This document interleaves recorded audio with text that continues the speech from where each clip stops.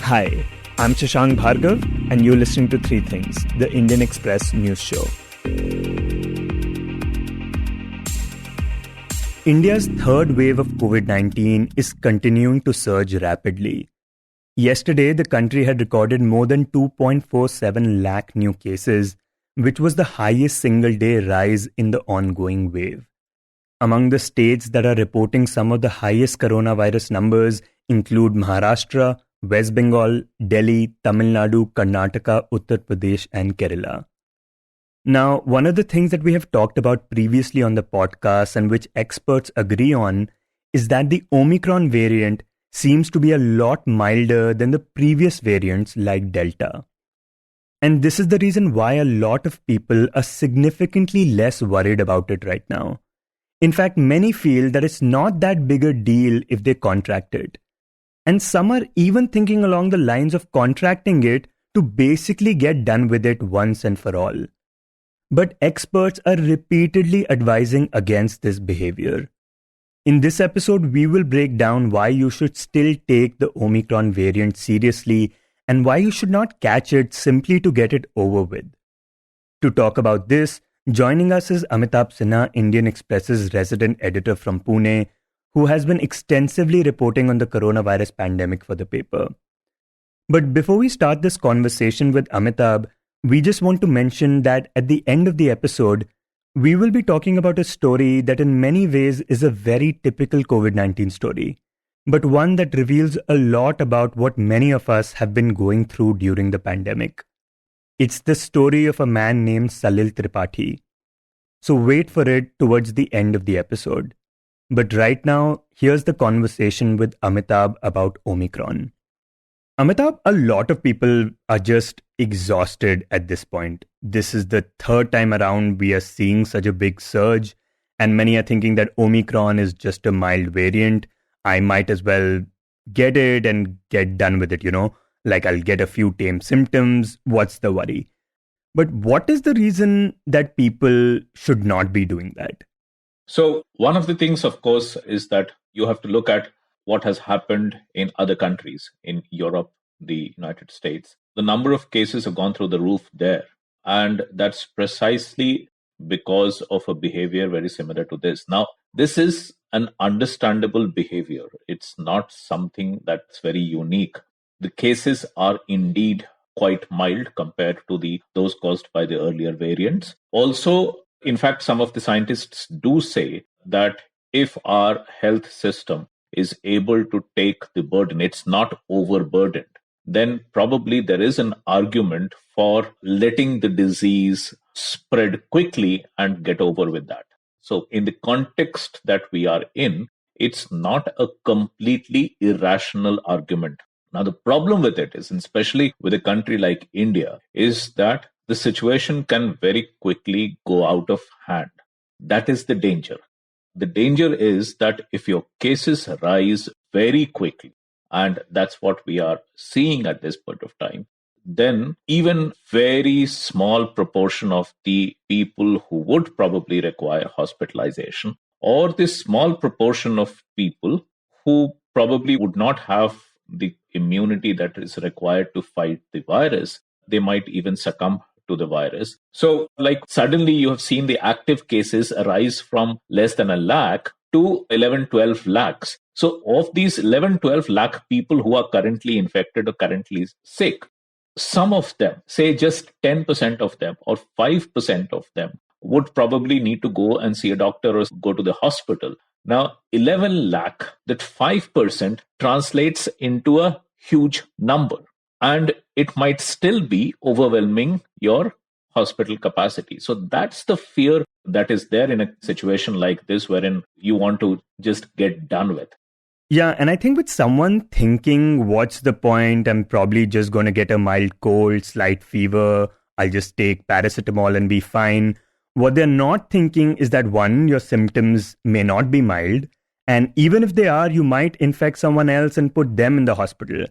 And plus, hospitals getting overburdened affects other non-COVID patients too, right? For example, cancer patients, they need to go to the hospital.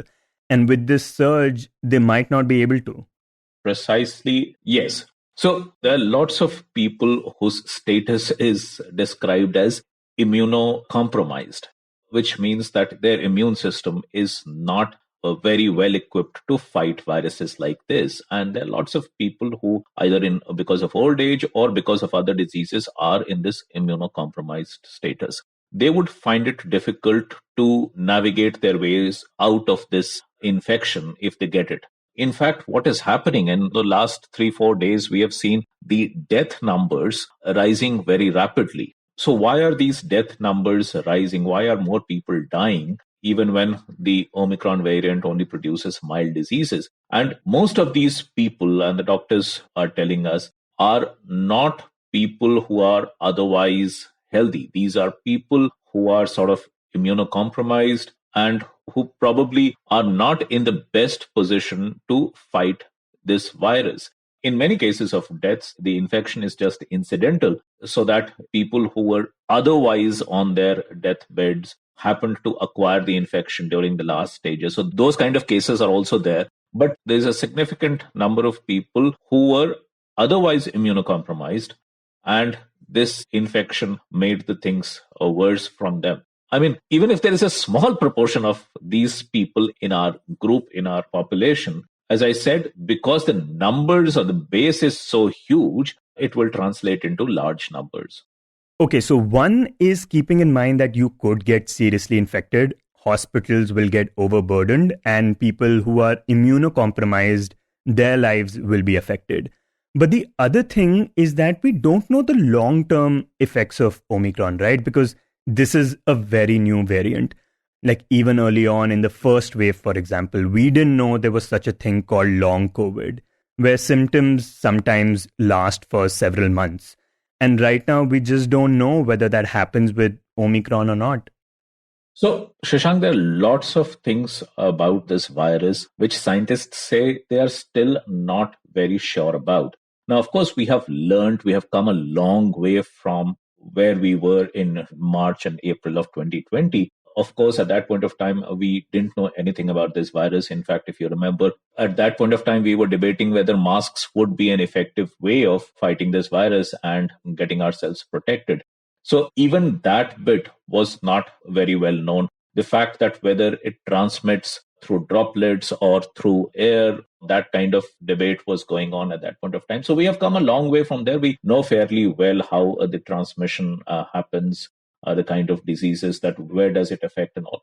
But still, it's still a new virus, and lots of scientists tell us that not everything is known about it, and certainly not about the long-term impact, because it hasn't been there for a long enough time.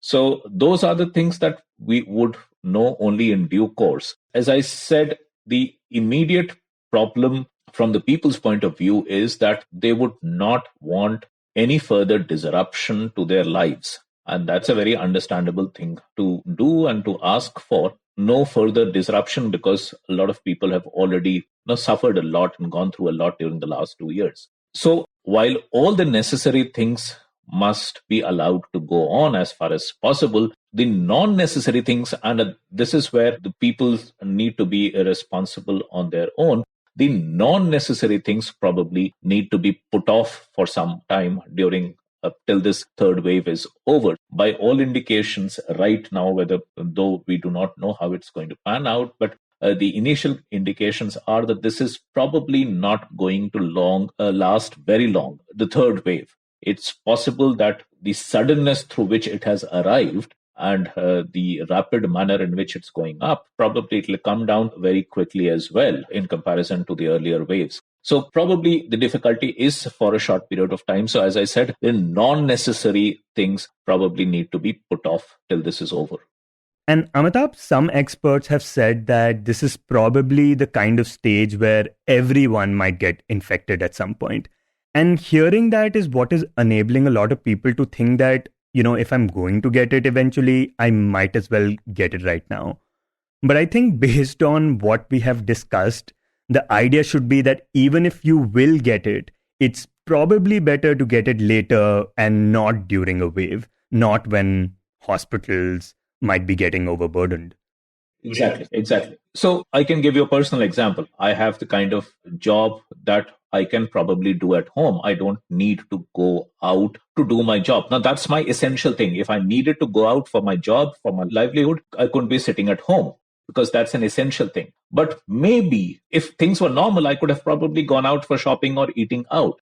That is something that I'm curtailing right now. No, of course, you can argue that because I'm not going out, someone else's livelihood is getting affected because if I'm not eating out. Maybe that's an argument as well. But there are people who are going out as a matter of compulsion, whose job requires them to go out, are going out. But for me, if it's a non-necessary thing, I need not venture out, just thinking that probably if I'm going to get it at home also, and that's quite possible, then why not go out to the market and get it and be done with? Now, that's something, I'll be aggravating the problem in that case. And Amitabh, earlier you mentioned that in the past 3 days, the number of deaths have increased. Could you talk about the extent to which that has happened? The trend, and we have written about it, what seems very evident is the deaths from states outside of Kerala. Kerala is in a separate category right now, but deaths outside of Kerala probably have doubled in the last just 3 days. We were looking at non-Kerala deaths were less than 100, around 80, 85, just 3-4 days ago. And on Wednesday, it was somewhere around 180. So that is the extent to which the deaths have risen in the last 2-3 days. Kerala, we are not including because Kerala, for a very long time, the state has been including previously uncounted deaths in its daily tally, which makes its contribution much larger than the other states. It's also skewing the national numbers. But a lot of these deaths, like Kerala adds 200 to 300 deaths or 400 deaths almost every day. These deaths that had happened earlier but had not been included in the tally. So they are including it on a day-to-day basis. So if we take out the Kerala deaths, then we get a more reasonable estimate of what is happening in the rest of the country. And there we see in the last 3 days, basically the numbers have doubled from less than 100 to close to 200 now. And Amitabh, lastly, and this is not specifically Omicron related, but it is pandemic related, which is that the center recently warned about the rampant and irrational use of this drug called Molnupiravir. Now, this is the oral COVID-19 pill that was recently granted emergency use authorization by India's drug regulator. In some studies, it has shown to be effective in treating people with mild symptoms. And because Omicron has milder symptoms, this drug has been talked about a fair bit. So then why has the center raised concerns about it? So Molnupiravir, even though it's an approved drug in India, it's known to have a very low efficacy. Its effectiveness is very low. Initial studies had suggested that it would be effective in at least 50% of the cases.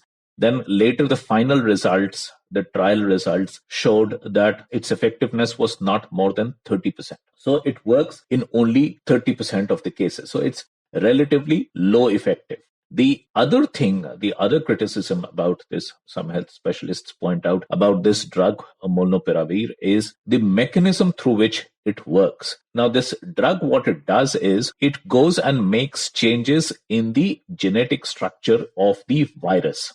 Now, that's an accepted mechanism, and there are lots of other drugs which work through this. But what some health specialists have been pointing out, that there is a risk that when it's engineering a change in the genetic structure of the virus, the change probably could also be in a direction that makes the virus more effective. So that we are talking about inducing genetic mutation in the virus. So the idea is to make the virus weak, but probably, the risk is that sometimes it might end up creating a mutation that makes the virus even more stronger and probably lead to an emergence of a new variant. So that is one risk that people talk about. The other risk that people pointed out is the possibility of this drug inducing genetic changes in the human body itself So they can probably get inside not just the genetic structure of the virus, but also into the genes of the human beings and probably make a few changes there as well.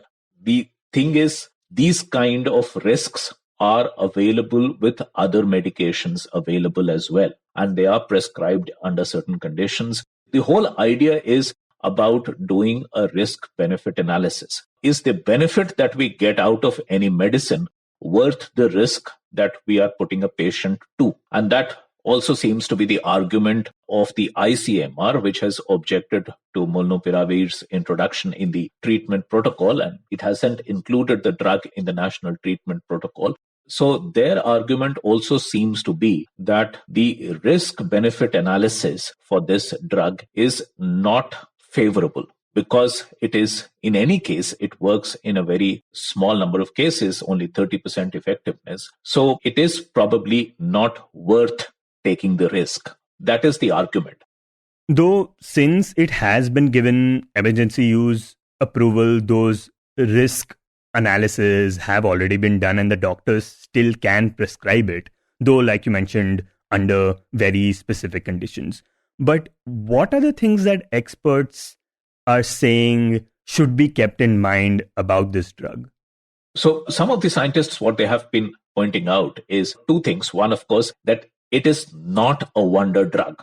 So doctors must not be prescribing it indiscriminately or for every kind of situation. So that's number one. The number two, what scientists have been saying is that even people need to understand that this is not a wonder drug. This is not something that will cure them of the infection immediately. So patients also need not be demanding that this drug be prescribed to them. No, we have seen that kind of situation with similar kind of drugs earlier, remdesivir during the second wave. So with this molnupiravir, it's a similar kind of an argument. It's an approved drug. There is nothing wrong in this being prescribed by doctors, but it's not a wonder drug. And it also doesn't work all the time. It works in very specific situation, and that too in a very limited number of cases.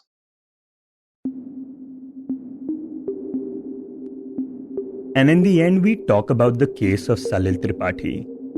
In so many ways, the story of Salil Tripathi is very typical of the kind of tragedies we have almost got used to hearing during COVID.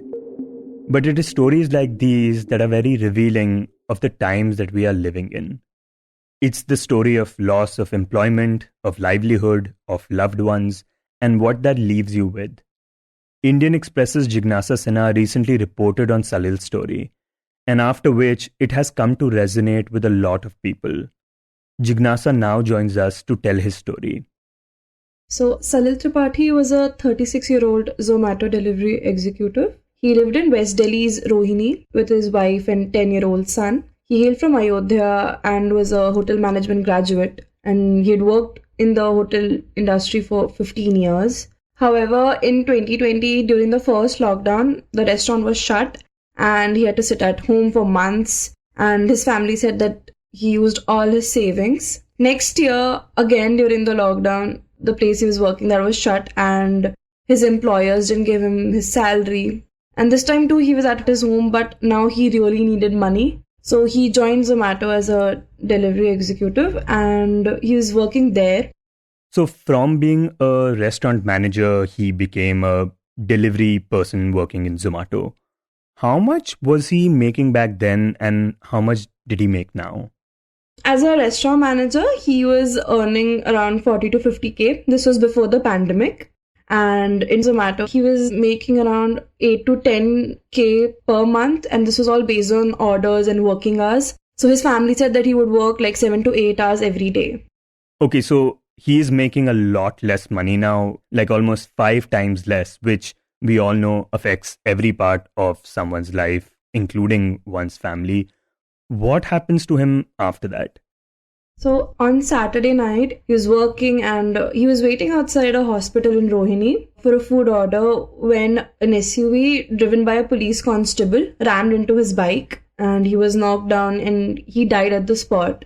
And there were a few people outside the hospital who rushed him, but the doctors had declared him dead. He had sustained severe injuries. And locals also alleged that this police constable who was inside the car was drunk because, he could not speak and, he had like blurred voice and could not walk and he was not answering their questions. So yeah, that's what happened. And Salil had a family, he had children. What has this time been like for them? I mean, it's been very tough for them. Last year only, the family lost Salil's father due to COVID. And now Salil, the sole breadwinner, he's gone. His wife doesn't have a job. She now has to take care of a 10-year-old son and mother-in-law and take care of other expenses. And she's clueless because she does not know how she's going to live in Delhi and manage her expenses when she does not have a job. And though Zomato has assured them help, but they'll only cover like a few expenses, a few medical expenses, not everything. So the family is really under trauma because they don't know where things are going now. Now, this story, since it was published in the Indian Express, has gotten a lot of traction. It was trending on social media. Why do you think this story has resonated with so many people? I believe it has resonated with a lot of people because, I mean, from what I have heard is that it tells the story of India during the pandemic and after. It affects many service class people because a lot of them lost their jobs and then had to struggle. They joined like platforms like Zomato, Swiggy, or Ola, and some of them are qualified people, but then they didn't have a job. And what can you do? You have to make ends meet for your family. So these jobs to earn a quick buck. So yeah, a lot of people found the story relatable because they know even they had to do similar things like Salil did, and especially in the hotel industry, because every time there's a surge in COVID cases, the first thing that happens is, all restaurants are shut. So people in the hotel industry lose their jobs or they're made to sit at home and they never get paid for that time. And this does affect their families a lot because they don't have any help from the government or anybody else. Right. And I suppose because this story has resonated with so many people, many have now reached out to Salil's family. Could you talk about the kind of help they have extended? So, since the story has been published, a lot of people, including filmmakers, IT company officials, philanthropists, they've all come out and they've said that, they want to help the family because, again, the wife does not have a job. They're not going to get any pension and they have a young son and they don't have money for his education. He's not going to the school right now. He's not attending classes online. So a filmmaker, Manish Mundra, he offered help and he spoke to the family and he donated money. People like Tehseen Poonawala, Seetu Kohli, and they've donated money. There's also a keto fundraiser that's being done for the family, and it was not initiated by the family. Like other people, they reached out online and they told the family that, we'll start a keto fundraiser for you. There are also Salil's ex-colleagues or friends who have now planning to start a fundraiser. They just want to help the son and wife live in Delhi and have a comfortable life. So yeah. And Jignasa, anything that you took away from this story? Like, what has been your reaction to it? I don't know. It's such a sad story. Whenever I think it's heartbreaking when you think about it. A family going through so much trauma. I mean, the lockdown has been just so sad for them. Losing jobs, being in a condition where you don't know what's going to happen tomorrow. And then, he's a 36-year-old man and it's not easy to deliver orders every day, work 7 to 8 hours in the morning and at night, and then losing him in an accident, and that too because of a police constable's recklessness. I mean, this was not like a natural death or something, that was just a simple accident. It was just like a really shitty thing, to be honest. And has any action been taken against the constable who was allegedly drunk? So the Delhi police arrested the constable soon after the accident. They said he also suffered minor injuries and was taken to the hospital for treatment. So the initial MLC report says that police brought him and there was alcohol intake because of slurred speech or voice, and that's why they've booked him under a case of rash driving and for causing death by negligence.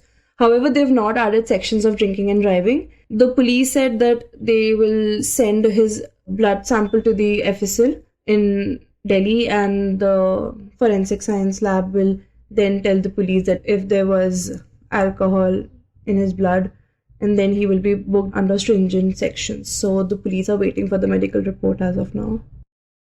Shortly after this recording, the founder of Zomato, Dipinder Goyal, tweeted saying that his team will help Salil's family and will provide a job to his wife. Goyal also said that Zomato employees had collectively contributed 12 lakh rupees for the family, and an additional 10 lakh rupees would be given as per insurance cover. You were listening to Three Things by The Indian Express. Today's show was written and produced by me, Shashank Bhargav, and was edited and mixed by Suresh Pawar. If you like the show, then do subscribe to us wherever you get your podcasts. You can also recommend the show to someone you think will like it, share it with a friend or someone in your family. It's the best way for people to get to know about us. You can tweet us at Express Podcasts and write to us at podcasts@indianexpress.com.